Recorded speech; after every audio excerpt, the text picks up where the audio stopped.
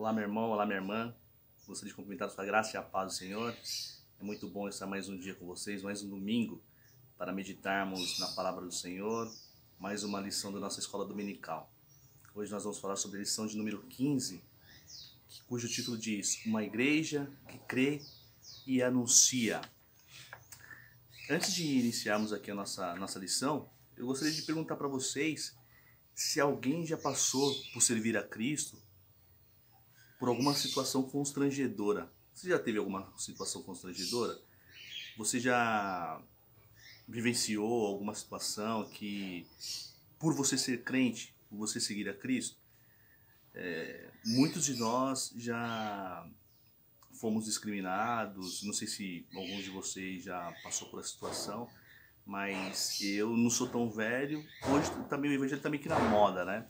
Mas antigamente as pessoas discriminavam os cristãos, né, os crentes, né? Hoje ser evangélico é meio que modinha, né, digamos assim. Mas antigamente nós éramos discriminados, né? Eu já passei por isso na escola algumas vezes, era chamado de crentinho e etc, vários outros nomes pejorativos, né? Agora tem uma situação muito estranha, digamos assim, não me vem outro termo, que minha mãe passou. Então, quer dizer, uma pessoa bem próxima passou. Quando ela era cristã, ela nasceu no berço evangélico, no lar cristão, e lá no Nordeste, lá em Fortaleza, não sei se alguns irmãos, algumas irmãs lembram, que as mesas, as carteiras das escolas eram conjugadas, né? Então, você sentava com o seu amigo, com a sua amiguinha, né? E na sala da minha mãe ninguém queria sentar com ela, porque por ela ser crente, por ela ser cristã, achavam que ela tinha alguma doença, para vocês verem como que a discriminação era muito forte.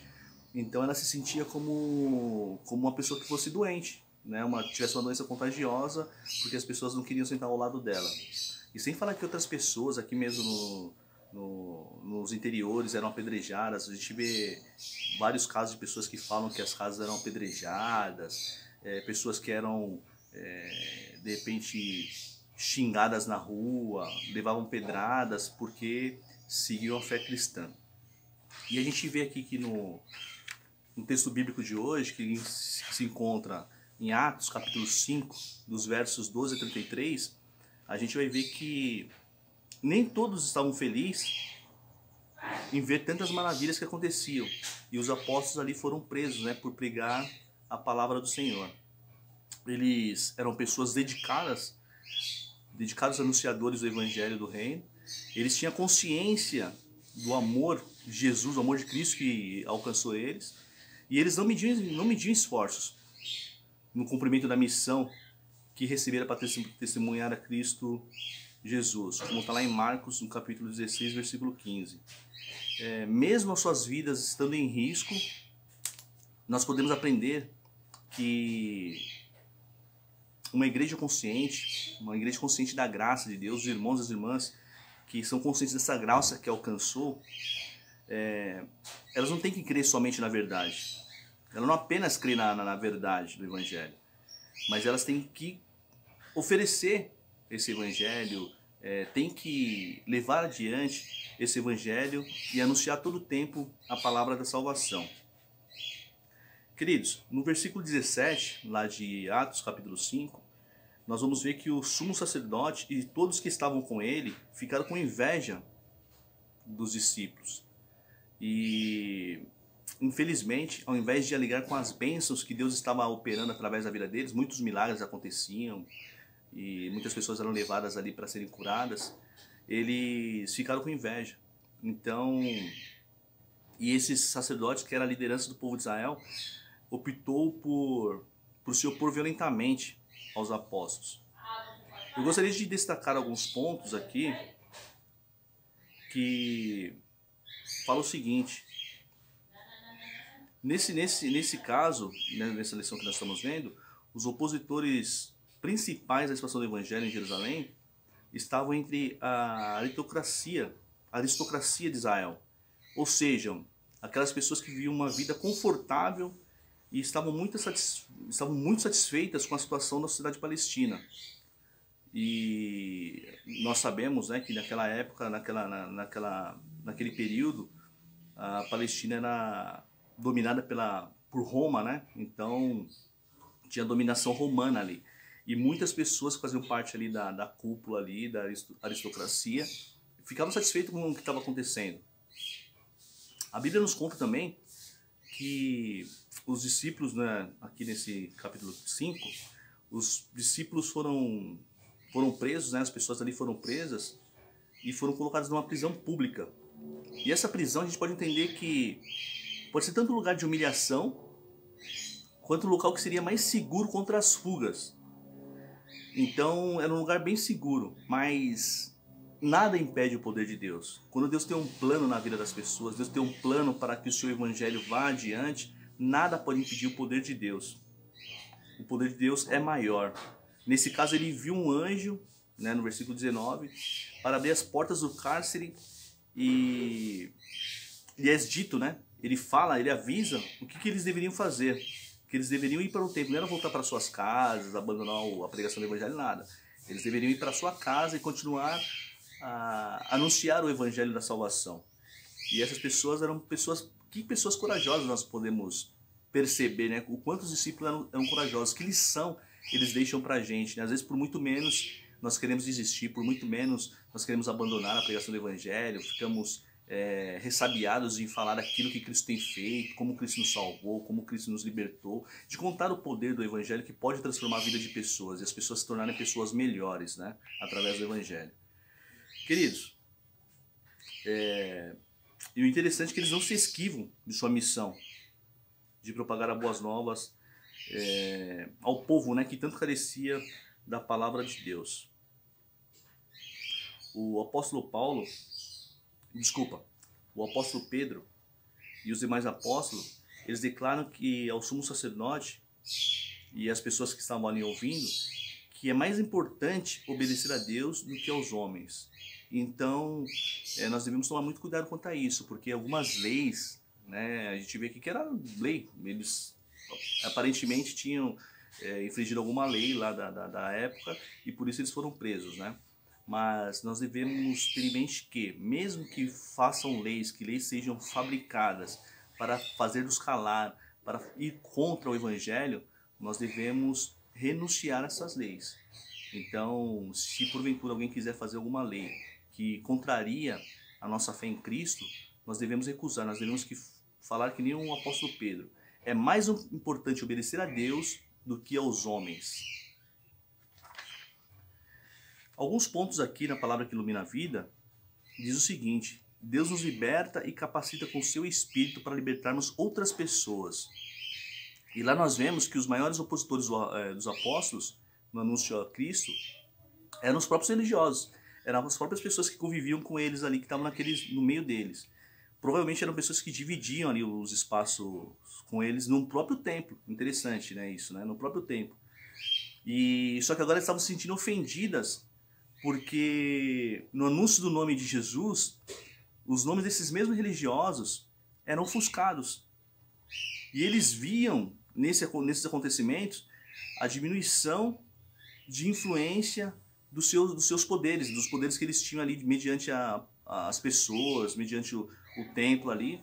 Então eles se sentiam ofuscados e por isso que eles se enfureciam, né? Porque o nome de Jesus estava ofuscando o poder que eles detinham.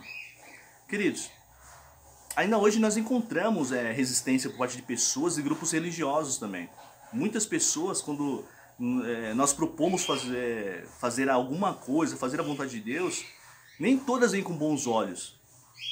Por exemplo, as mobilizações de apoio, ajudas às pessoas ou grupos em condições de abandono, discriminação e ameaças, como pessoas com deficiência, sem terra, sem teto, pessoas desempregadas, faveladas. Quantas pessoas têm um pouco de nojo, né, de se aproximar dessas pessoas, né? Mulheres e crianças que sofrem abusos sexuais e violência, pessoas imigrantes, né? Nós vemos um caso que aconteceu esses dias, né? Uma menina de 10 anos que sofreu abuso e ficou grávida, que foram pessoas chamadas cristãs, foram lá para a porta do hospital e ficar chamando a menina de assassina. A menina, quer dizer, a menina já tinha perdido toda a sua vida, ela já tinha passado por toda aquela turbulência, e ainda assim pessoas que se dizem portadoras do Evangelho, portadoras do amor de Cristo, indo lá para a porta do hospital e ainda maltratar a menina e etc. E isso nós devemos ter a consciência que nós não devemos proceder dessa forma. A nossa forma é amar as pessoas. Nós temos que levar o amor do Evangelho, o amor de Cristo. Cristo não lançou fora nenhum pecador, nenhum tipo de pecado que era cometido, Deus lançou fora, Jesus lançou fora. Ele sempre acolheu a todos. Uma coisa também que nós fazemos, a nossa igreja faz, graças a Deus nossa igreja está demonstrando esse amor, anunciando o Evangelho e também denunciando a ausência do poder constituído, né, do poder público, que é a distribuição de cestas básicas, né? A nossa igreja, para quem não sabe, a nossa igreja metodista Cidade Líder, ela tem, junto com a UBS da Cidade Líder mesmo, tem distribuído cestas básicas para aquelas pessoas que são carentes, né? As pessoas da comunidade que são carentes. E isso, irmãos, nós estamos denunciando a ausência do poder público, né? Porque isso nós estamos mostrando para o poder público que eles não são capazes de cumprir com o papel deles. Então a igreja está denunciando o pecado, que é um pecado deixar essas pessoas passarem fome, não dar condições para que as pessoas sobrevivam, se mantenham. Então nós estamos fazendo esse tipo de coisa, nós estamos denunciando o pecado.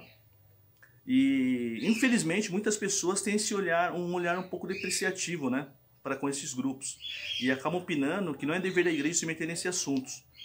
Mas nós temos que lembrar que viver o testemunho integrador da fé implica na proclamação do ano aceitável do Senhor. Está lá em Lucas capítulo 4, versículos 16 a 21. Nós devemos proclamar o ano aceitável do Senhor a todas as pessoas, e isso inclui assisti-las em suas necessidades. Então, se alguém está passando por alguma necessidade e nós não assistimos essas pessoas, nós não colaboramos de alguma forma para que essas pessoas possam ter suas necessidades supridas, nós estamos incorrendo em erros e nós estamos pecando contra o Senhor Jesus. Queridos, ainda que enfrentemos perseguições ou qualquer outro tipo de ameaça, Deus enviará seus anjos, ou seu anjo, para nos livrar. Assim como fez lá com os apóstolos, com os discípulos, o Senhor irá fazer isso conosco também. O Senhor é poderoso para... Se nós estamos fazendo a missão dele, ele há de se comprometer ele é comprometido com a sua missão, com a obra. Se ele nos incumbiu de fazermos algo, se ele nos incumbiu de cumprirmos alguma missão, ele irá nos auxiliar, ele irá prover o sustento e irá operar alguma milagrosa libertação. Agora é importante que nós devemos agir com sinceridade. Nós devemos almejar a glória de Deus e não a nossa. Se nós trabalharmos para que as pessoas alcancem a vida abundante que Jesus oferece, Deus certamente virá ao nosso socorro e frustrará todas as intenções que surgirem para fazer fracassar nossos propósitos diante do Senhor. Então creia, meus queridos, se você foi incumbido de alguma missão, todos nós fomos incumbidos de falar o amor de Cristo, seja para o nosso vizinho, seja para o nosso parente, seja dentro de casa, seja na escola, no trabalho, na condução, onde nós estivermos. Independente de nós falarmos alguma coisa, só o nosso comportamento, a nossa forma de agir, nós estamos demonstrando o amor de Cristo. Queridos, nossa tarefa primordial como Igreja de Jesus Cristo nessa terra é anunciar o Evangelho, seu poder, amor e salvação. As perseguições não podem nos parar. Então, as pessoas hoje querem frequentar igrejas luxuosas, né? Como que tem comodidades, confortos exagerados, e se esquece que o lugar da igreja é junto às pessoas necessitadas. Então as pessoas se preocupam, eu não estou falando que é proibido, né, você ter um pouco de luxo, se você puder, né, ter uma igreja que possa oferecer um pouco desse luxo, né, possa ter um pouco mais de comodidade. Mas se nós não estivermos lá junto das pessoas necessitadas, de nada vale. Nós devemos sim experimentar desse luxo, se possível, né, se Deus nos der, porque é bênção também, mas o mais importante é nós estarmos junto às pessoas necessitadas. Amém? Então é isso que eu gostaria de compartilhar com os irmãos, com as irmãs, que Deus possa nos ajudar, continuar nos abençoando, continuar nos guiando, nos instruindo nessa missão tão nobre, quer levar a sua palavra, quer levar o evangelho a todos os necessitados. Deus abençoe você, tenha um ótimo domingo, abençoado na paz do Senhor. Amém.